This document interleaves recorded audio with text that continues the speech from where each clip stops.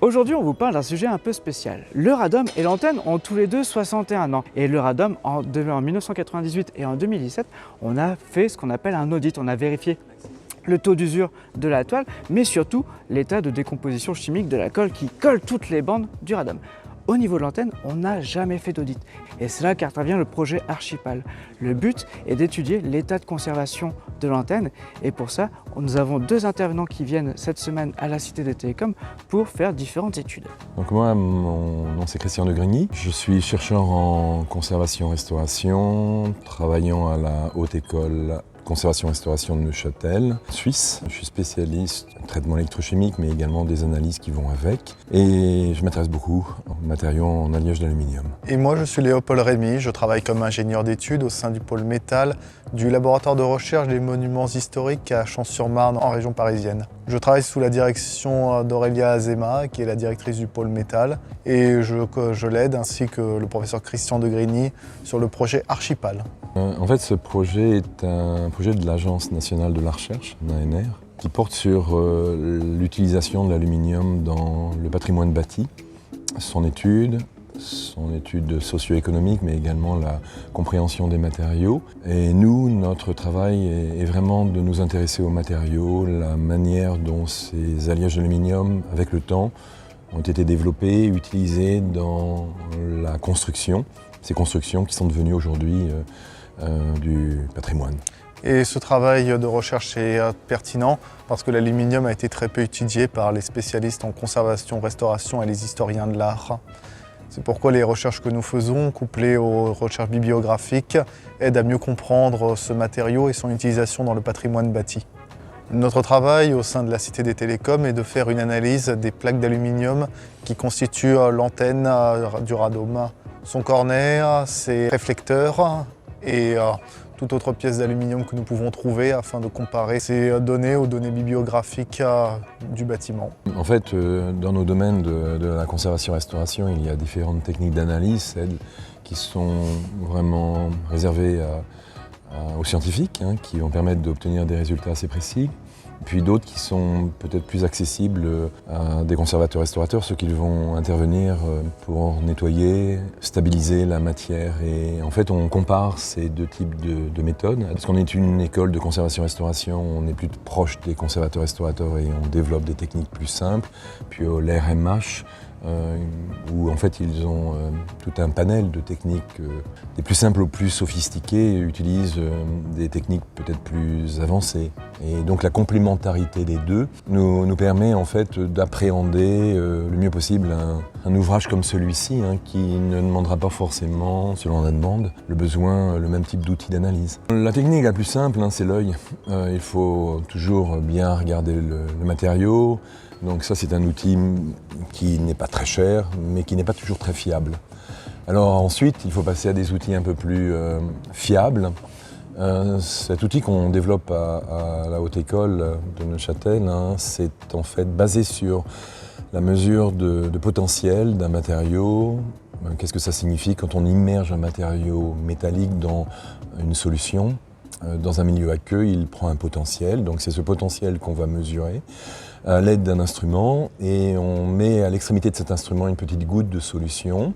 Tout cela est calibré et en fait on essaie de comparer les mesures faites au cours du temps à une base de données qu'on a construite et cette comparaison va nous permettre de déterminer la famille de l'alliage. On ne va pas beaucoup plus loin que ça. J'utilise des outils d'analyse portables pour avoir une analyse semi-quantitative de la composition de l'aluminium et du matériau de l'antenne. J'utilise pour cela la LIPS qui lui est plutôt micro-destructif. En procédant à une ablation laser d'environ 1 mm² sur une zone de notre objet, cet appareil va pouvoir déterminer la composition élémentaire du matériau où l'ablation laser a eu lieu.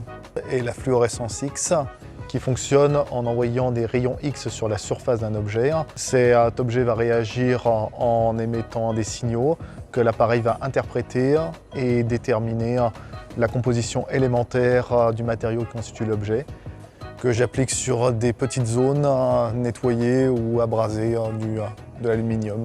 Également d'appareils photo et d'un appareil dyno pour obtenir des clichés avec un un zoom plus ou moins grand de la surface, des différents types de surfaces visibles sur le matériau et ainsi que l'interface entre ces surfaces.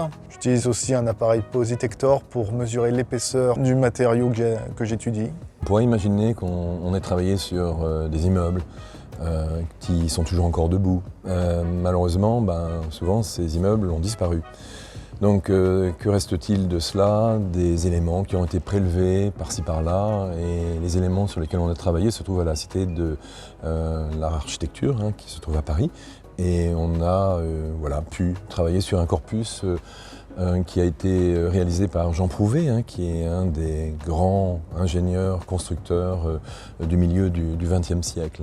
Mais là, l'intérêt, c'est qu'on travaille sur un objet d'une autre dimension, et en fait sur site, comme on le dit, et on ne prélève pas d'éléments, on travaille directement sur des éléments de l'objet lui-même. Donc ça, c'est la grande différence avec ce qu'on a pu voir jusqu'à maintenant.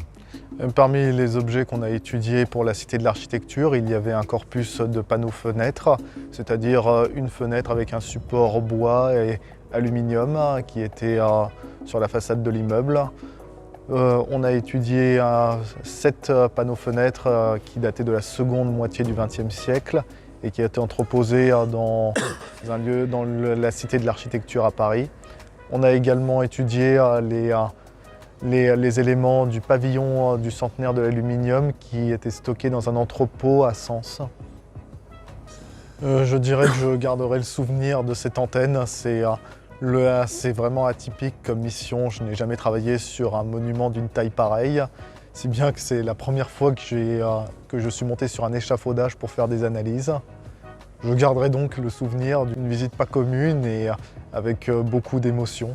Oui, en fait, dans les patrimoines bâtis, on pourrait imaginer se mettre en danger sur des bâtiments de grande stature.